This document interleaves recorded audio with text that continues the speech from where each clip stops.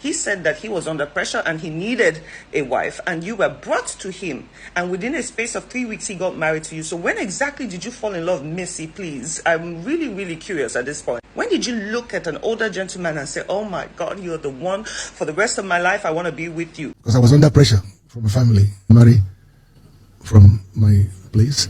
Can't marry a woman who is not a virgin, you know. I can't, I wouldn't. And you said that your family, they warned you, they fought you, they broke bottles so you don't get married to him. But I'm sorry, have you watched your wedding videos? In fact, I might put a clip here. You look miserable on your wedding. The one person that was dancing the most was your mother. So guys, we all recall the video that Regina Daniels dropped when people were dragging her mom, and she said nobody should drag her mom, that it was all her decision to marry Panette, and that she fell in love. She was actually in love with this man. So Panette's first wife is speaking out, and the claims are explosive. So she says that Regina Daniels lied about everything, from saying no one forced her into marriage to claiming she fell in love with Ned before marriage. But the truth is, Ned only knew Regina Daniels for only 3 weeks, and it was her mother who brought Regina to him. And even Ned said he had pressure from his uncles to marry a woman from his hometown, hence why he married Regina Daniels. And also, that story about giving Panette $50,000 for his political career, according to Ned's first wife, it is completely false. So the drama is real, guys. The secrets are shocking. You need to see this video, guys.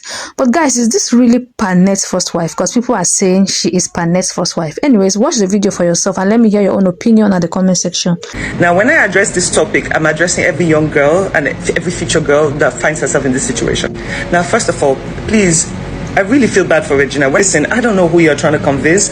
I would have liked you as a young girl to sit down and be silent this period. There are a lot of narratives and things going around and being said. You should have done what Annie Dibia is doing. Just keep quiet. Because guess what? When you come out to make videos like this, you make the public look stupid in a way. Because I'm like, who are you trying to convince of this story? Let's get into the story. Number one, you said you were coming out to explain because people used their, is it 200 naira to buy your CDs because you're famous, and that's why you have to come and explain yourself. Number one, honey, this is why I tell people, stop putting so much power to celebrities, because when push comes to shove, they look at you like just your 200 naira. That 200 naira multiplied by 200 million, that's money in the bank. Now, first of all, you're not coming out to explain because of the CDs they bought. You're coming out to explain because you sold a narrative to young girls. You made it. You sold the story of, listen, if you're lucky and blessed enough to marry a wealthy old man, these are the benefits. So a lot of young girls followed you because of those statements you made. And now, yes, you do need to come out and explain to them, like, wait, hold on, the grass ain't that green, you know, so that they also would learn from your mistakes. But that's not what you're doing. Now, literally, you're pissing on the public. Like, is it because you sponsored, you bought 200 CD, whatever. Second of all, you said that people say you got married because of greed. I feel like greed is not the right word. I feel like obligation is more like the word. You claim that your family has money on its own, right? There's nothing wrong with that. But a family who has money does not put her daughter under the pressure of taking up an entire lineage. You say you take care of, you send your brothers to school, you're helping your mother because it is your job, your blessing from God. Now, let me correct you right there. I always say it is not a child's job to take care of her mother. It is not a child's job to take on the responsibility of a parent. Parents are supposed to be the nurturers. Parents are supposed to be the givers. They are the vessel. They bring you into this world and try, by God's grace, to raise you into a decent human being. So no, the only reason you would help your parents is if you're just human and you decide, okay, you know what, my mom has been through a lot. Because me personally, with my daughter, she has seen so much, how much I struggle to make sure we are at this position. So out of the goodness of her heart, she said, you know what, I might buy my mom my house one day. And I'll be like, bless you, child, you know. But the idea that, wait, hold on, it's my child's responsibility to take care of me, that is bonkers. Like, let's even kill that right now. For all the young girls out there, kill that thought. Now, you also made a point. How much money does a man need to give a woman to get her child and all that?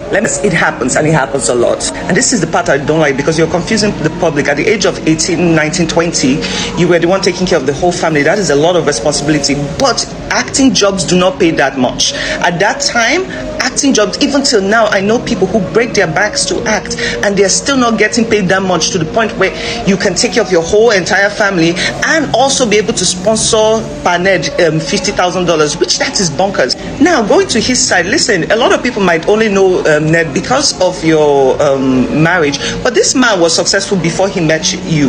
Let's be clear about that. He had money, but also his part I don't even understand. I find it very strange that a man at that age is still interested in a younger, but that's the society we live in. And the one that bothers me from his interview is he said he was under pressure to get married to someone from his village. You need to tell me at your age you're under pressure and you had criteria, and one of them meant that you had to be a virgin and blah blah blah blah blah. But now me, I'm confused because I'm thinking, how did she make money at that age to spot? You know what, let's not even go there. Let's just let people believe what they want to believe. Now, you said you fell in love with him. That, to me, I find it very bonkers, because number one, for what he said from his video, he said that he was under pressure and he needed a wife, and you were brought to him, and within a space of 3 weeks he got married to you. So when exactly did you fall in love, Missy? Please, I'm really curious at this point. When did you look at an older gentleman and say, oh my God, you're the one for the rest of my life, I want to be with you? Where exactly did you meet him? Because from what he said that, you see, that's why internet never forget. He said you were brought to him, and you said that your family, they warned you, they fought you, they broke bottles so you don't get married to him. But I'm sorry, have you watched your wedding videos? In fact, I might put a clip here. You look miserable on your wedding. The one person that was dancing the most was your mother. Like I said, I'm making this video not to attack you or your mother, but to also enlighten the young girls. When I tell people that your relationships should be kept private, a lot of people come out and say, oh, so you want her to be abused in private without speaking out. That's not what I mean. I mean, if this relationship was private, now even if she wanted to get a divorce because of the issues they're having, it would have been easier for her to do it because nobody's egos will be hurt. But guess what? Now it is so public, it is embarrassing, and let's not forget that men in general, their egos are so big, it gets also hurt very easily. So now he as a man has to come out and prove that he's Odogu. Do you understand? So this is something that could have been fixed in a little bit of time, but it's not. Sorry, I'm talking fast. But second, let's even speak about the police. So you mean to tell me you left your duties of looking for real bandits to come and arrest Regina's brothers and sisters because an influential man paid you guys to do that, and you feel like that's okay? So that's the standard we're setting right now for our country. So just because I have money, I can do whatever I want, and you guys just want kitty kata kata. Like, you guys need to check yourself, because we are embarrassing as a country at this point. Now, those videos show that your family were clearly very happy. You are the only person in that video that looked miserable. So a person who is in love could not have that face on their wedding day. It is impossible. You look like it was a punishment being on your wedding day. So I don't know where that narrative of you were in love, you went to the police and said my family, that story is... Come on. Silence sometimes is the best. You should allow the public think whatever they want to think, but just keep quiet. Heal in peace. Focus on your kids. Try to see what you can do with that situation, but heal. Now you say it's love. Doesn't love mean care and respect? Now listen, care and respect is the basic human necessity. When dealing with human beings, care and respect are the two things you need just to manage life, you know. So when you talk about love, you're talking about compatibility, you're talking about attraction, you're talking about compromising, you're talking about knowing instinctively what your partner needs and just helping make life easier. And yes, you do not want to come and shame your husband's name, because let's be real, maybe you did fall in love at the point, because look, if you look at yourself from before you got married and after, there is a big glow. Honey, you is glowing. You are beautiful right now, you know. So yes, it is very possible that you did fall in love, but falling in love for the things or comforts that you receive is not enough to sustain a long-term marriage. You need every other thing. You know, it's like sprinkle of everything to make a marriage that would last. Now, the one aspect that I really feel bad about is the children.